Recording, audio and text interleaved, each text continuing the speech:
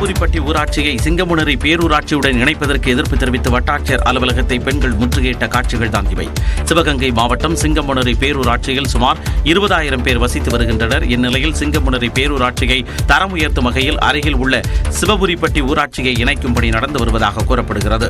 இதற்கு எதிர்ப்பு தெரிவித்து சிவபுரிப்பட்டி ஊராட்சிக்குட்பட்ட சேர்ந்தங்கோவில்பட்டி, குமரத்துக்குடிப்பட்டி, மட்டிக்கரைப்பட்டி, மணப்பட்டி, அரசினம்பட்டி, சிவபுரிப்பட்டி ஆகிய கிராமங்களைச் சேர்ந்த 300க்கும் மேற்பட்ட பெண்கள் வட்டாட்சியர் அலுவலகத்தை முற்றுகையிட்டனர். நாங்கள் கிராமத்துல ரொம்ப கஷ்டப்படுறோம். டவுன் பஞ்சாயத்தை மாத்திட்டா கரண்ட் பில்லு, வீட்டு வசதி எல்லாமே எங்களுக்கு கூடிடும். நாங்க ரொம்ப சிரமத்துக்கு ஆளாயிருவோம். அதோட 100 நாள் வேலையெல்லாம் எங்களுக்கு கிடைக்காது. எல்லாம் எங்க கிராமத்துல ஊனமுற்றோர் 70 வயசு 60 வயசுக்கு மேல உள்ள முதியோர்கள்லாம் அந்த 100 நாள் வேலையை பார்த்துட்டு என்னத்தையும் அவங்க காலத்தை ஓட்டுறாங்க. டவுன் பஞ்சாயத்தை மாத்திட்டாங்கன்னா அந்த 100 நாள் வேலையும் இருக்காது. அதன் பின் துணை வட்டாட்சியர் மாரீஸ்வரனிடம் தங்களது கோரிக்கை மனுவை அளித்தனர். தமிழ்நாட்டில் அடுத்த 7 நாட்களுக்கு ஓரிரு இடங்களில் மிதமான மழைக்கு வாய்ப்பு உள்ளதாக வானிலை மையம் தெரிவித்துள்ளது. தென்மேற்கு வங்கக்கடல் பகுதிகளில் நிலவிய ஆழ்ந்த காற்றழுத்த தாழ்வு பகுதி அடுத்த 12 மணி நேரத்தில் வட தமிழ்நாடு, தெற்கு ஆந்திர கடலோர பகுதிகளை நோக்கி நகரக்கூடும் என கூறியுள்ள வானிலை மையம், வட கடலோர மாவட்டங்களில் ஒரு சில இடங்களிலும் தமிழ்நாட்டில் ஓரிரு இடங்களிலும் லேசானது முதல் மிதமானது வரை மழை பெய்யக்கூடும் என தெரிவித்துள்ளது. அதிகாலை வேளையில் ஓரிரு இடங்களில் லேசான பனிமூட்டம் காணப்படும் என்றும் கூறியுள்ளது. வரும் 25ஆம் தேதி வரை தமிழ்நாட்டில் ஓரிரு புதுச்சேரி மற்றும் காரைக்காலில் மிதமான மழைக்கு வாய்ப்பு உள்ளதாக தெரிவித்துள்ளது. சென்னை மற்றும் புறநகர் பகுதிகளில் ஒரு சில இடங்களில் மிதமான மழைக்கு வாய்ப்பு இருப்பதாகவும் அதிகாலை வேளையில் லேசான பனிமூட்டம் காணப்படும் என்றும் கூறப்பட்டுள்ளது. தூத்துக்குடி மாவட்டத்தில் இரவில் பலத்த மழை கொட்டி தீர்த்தது. தூத்துக்குடி மாவட்டம் கோவில்பட்டியில் கடந்த சில நாட்களாக வெயிலின் தாக்கம் அதிகமாக இருந்த நிலையில் நேற்றிரவு திடீரென மழை பெய்தது. கோவில்பட்டி நகர் மட்டுமின்றி கடுகுமலை, இனாமணியாச்சி, பாண்டவர்மங்கலம், நாளாட்டின்புதூர், திட்டங்குடம், மூப்பன்பட்டி, இலுப்பையூரணி உள்ளிட்ட பகுதிகளில் 20 நிமிடங்களுக்கு மேலாக கனமழை பெய்தது. இதனால் தாழ்வான இடங்களில் மழைநீர் தேங்கியது. இதேபோன்று எட்டயபுரத்தில் இரவில் 1 மணி நேரத்திற்கு மேலாக இடி மின்னலுடன் சாரல் மழை பெய்தது. இதனால் நிலக்கடலை அறுவை செய்யும் விவசாயிகள் மகிழ்ச்சி அடைந்துள்ளனர். திருவள்ளூர் மாவட்டத்தில் திருப்பாச்சூர், புல்லரம்பாக்கம், காக்கடூர், தலக்காஞ்சேரி உள்ளிட்ட பகுதிகளில் 1 மணி நேரத்திற்கு மேலாக மிதமான மழை பெய்தது. தமிழ்நாட்டை குப்பை கொட்டும் இடமாக கேரளா மாற்றிவிட்டதாக புகார் எழுந்துள்ளது. நெல்லையில் கேரள மருத்துவ கழிவுகள் கொட்டப்பட்ட விவகாரத்தில் 2 பேர் கைது செய்யப்பட்டனர். நெல்லை மாவட்டம் நடுக்கல்லூர், பழுவூர், கொண்டாநகரம் உள்ளிட்ட ஊராட்சிகளில் 10க்கும் மேற்பட்ட இடங்களில் கேரளாவிலிருந்து மருத்துவ கழிவுகள் கொண்டுவரப்பட்டு கொட்டப்பட்டன. இந்நிலையில் மருத்துவ கழிவுகளை அகற்ற அப்பகுதி மக்கள் விடுத்த தொடர் கோரிக்கையை அடுத்து நடவடிக்கை எடுத்து வருவதாக மாவட்ட நிர்வாகம் தெரிவித்தது. ஆனால் இதுவரை எந்த நடவடிக்கையும் எடுக்கப்படவில்லை என அதிமுக நெல்லை மாவட்ட செயலாளர் கணேஷ் ராஜா குற்றம் சாட்டியுள்ளார். கேரளாவுடைய குப்பைகளை கொட்டக்கூடிய குப்பை கிடங்கா தமிழ்நாடு. அங்கிருந்து செக் போஸ்ட்ல இருந்து அந்த வண்டி வருதுன்னா செக் போஸ்ட்ல நிப்பாட்டிக்கலாமே. இந்நிலையில் மருத்துவ கழிவுகளை கொட்டும் விவகாரத்தில் தலைமை முகவராக செயல்பட்ட சுத்தமல்லி பகுதியைச் சேர்ந்த 51 வயதான மனோகர் மற்றும் 42 வயதான மாயாண்டி ஆகியோர் கைது செய்யப்பட்டனர். இதனிடையே மருத்துவ கழிவுகள் கொட்டப்பட்ட இடத்தில் தடய அறிவியல் நிபுணர்கள் ஆய்வு செய்தனர். இந்நிலையில் மத்திய மாசு கட்டுப்பாட்டு வாரியத்துக்கு தமிழ்நாடு மாசு கட்டுப்பாட்டு வாரியம் கடிதம் எழுதியுள்ளது. அதில் தமிழ்நாட்டில் கேரள மருத்துவ கழிவுகள் கொட்டப்படுவதை தடுக்க உரிய நடவடிக்கை எடுக்க வேண்டும் எனவும் கேரள மாசு கட்டுப்பாட்டு வாரியத்திற்கு இதுகுறித்து உத்தரவு பிறப்பிக்க வேண்டும் எனவும் வலியுறுத்தியுள்ளது. வளமிகு தமிழ்நாடு யாருடைய குப்பை தொட்டியும் அல்ல என்று அதிமுக பொதுச் செயலாளர் எடப்பாடி பழனிசாமி தெரிவித்துள்ளார். கேரள கழிவுகள் நெல்லை மாவட்டத்தில் உள்ள கல்லூர், பழவூர் உள்ளிட்ட இடங்களில் கொட்டப்பட்டதற்கு கண்டனம் தெரிவித்திருக்கூடிய கேரள முதலமைச்சருடன் கைக்குலுக்கி போட்டோ ஷூட் எடுப்பதில் மட்டும் முனைப்பாக இருக்கக்கூடிய முதலமைச்சர் மு க ஸ்டாலின் அண்டை மாநிலத்தின் கழிவுகள் நம் மாநிலத்தில் கொட்டப்படுவதை எதிர்க்கவில்லை என்று விமர்சித்துள்ளார். கொட்டப்பட்ட மருத்துவ கழிவுகள் மூலமாக மக்களுக்கு நோய் பரவ வாய்ப்பு இருப்பதால் அனைத்து குப்பைகளையும் உடனே அகற்றப்பட வேண்டும் என்று வலியுறுத்தியிருக்கக்கூடிய எடப்பாடி பழனிசாமி இனி இதுபோன்று பிற மாநில கழிவுகள் கொட்டப்படாத அளவிற்கு திடமான நடவடிக்கைகளை தமிழ்நாடு அரசு மேற்கொள்ளுமாறும் தெரிவித்துள்ளார். கேரள மாநில கழிவுகள் தமிழ்நாட்டில் கொட்டப்படுவதை முதலமைச்சர் எதிர்க்கவில்லை என்று எதிர்க்கட்சித் தலைவர் எடப்பாடி பழனிசாமி விமர்சித்த நிலையில் அதற்கு அமைச்சர் தங்கம் தென்னரசு பதிலளித்துள்ளார். கேரளாவின் மருத்துவ கழிவுகள் நெல்லை மாவட்டத்தில் கொட்டப்பட்டதற்கு கண்டனம் தெரிவித்துள்ள எடப்பாடி பழனிசாமி வளமிகு தமிழ்நாடு யாருடைய குப்பை தொட்டியும் அல்ல என்று குறிப்பிட்டுள்ளார். மேலும் கேரள முதலமைச்சருடன் கைக்குலுக்கி போட்டோ ஷூட் எடுப்பதில் மட்டுமே முதலமைச்சர் முனைப்பாக இருப்பதாகவும் எடப்பாடி பழனிசாமி சாடியுள்ளார். இதற்கு சுற்றுச்சூழல் மற்றும் காலநிலை மாற்றத்துறை அமைச்சர் தங்கம் தென்னரசு பதிலளித்துள்ளார்.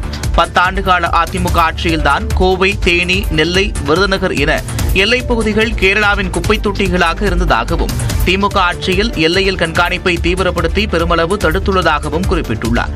இதை மீறுவோர் மீது கடும் நடவடிக்கை எடுக்கப்படுவதாகவும் இந்த விவகாரம் தொடர்பாக கேரள மாநில அரசுக்கும் மத்திய அரசுக்கும் கடிதம் அனுப்பப்பட்டுள்ளதாகவும் அமைச்சர் தங்கம் தென்னரசு விளக்கமளித்துள்ளார்.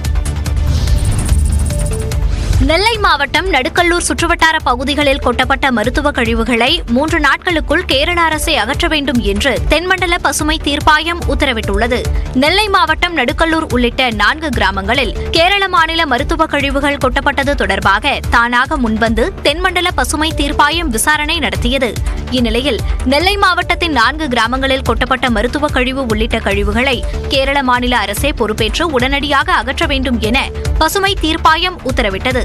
மருத்துவ கழிவுகளை கேரளாவுக்கே கொண்டு செல்ல வேண்டும் என அம்மாநில அரசுக்கு தென்மண்டல பசுமை தீர்ப்பாயம் உத்தரவிட்டது.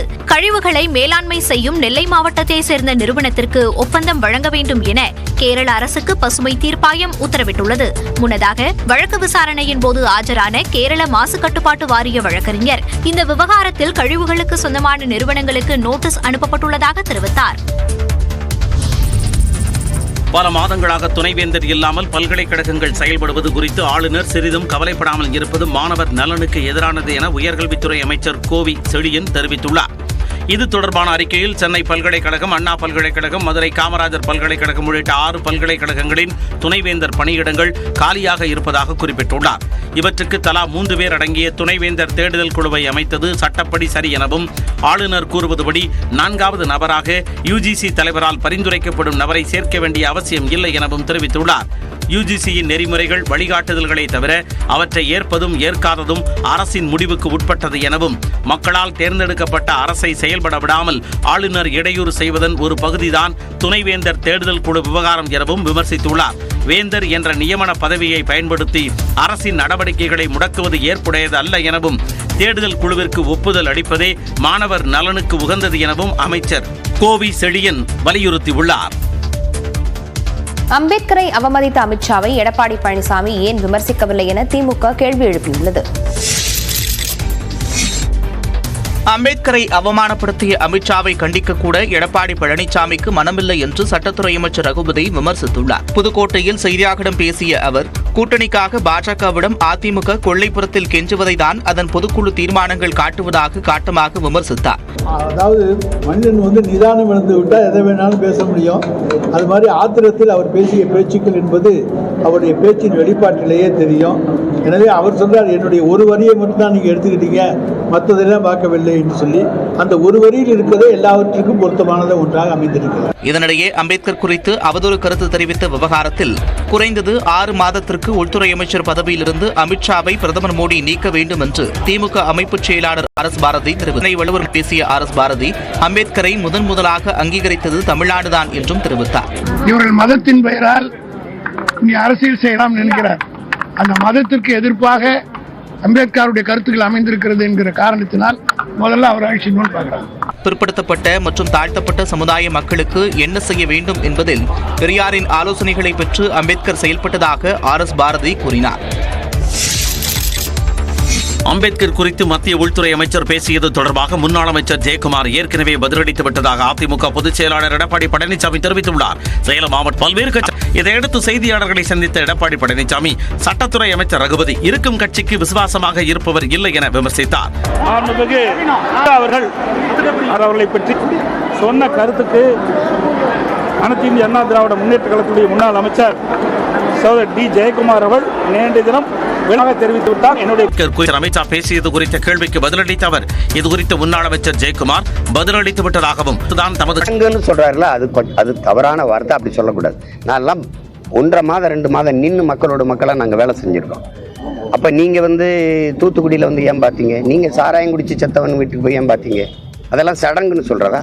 மழை வெள்ளத்தால் பாதிக்கப்பட்ட பகுதிகளை நேரில் சென்று பார்ப்பதை சடங்கு என கூறிய தமிழக வெற்றிக் கழக தலைவர் விஜய்க்கு சீமான் இவ்வாறு பதிலடி கொடுத்துள்ளார். திருச்சியில் செய்தியாளர்களை சந்தித்த நாம் தமிழர் கட்சியின் ஒருங்கிணைப்பாளர் சீமான் வெள்ளத்தால் பாதிக்கப்பட்டவர்களை சந்திப்பது கடமை என்றார். தொடர்ந்து அம்பேத்கர் குறித்து மத்திய அமைச்சர் அமித்ஷா பேசியது தொடர்பான கேள்விக்கு பதிலளித்த சீமான், அம்பேத்கரின் பெயரை சொன்னவர்தான் அயோத்தியில் வெற்றி பெற்றார் என்றார். நீங்க கூட தான் உங்க கடவுள் பேரை சொன்னீங்க, அயோத்தியில நின்னீங்க.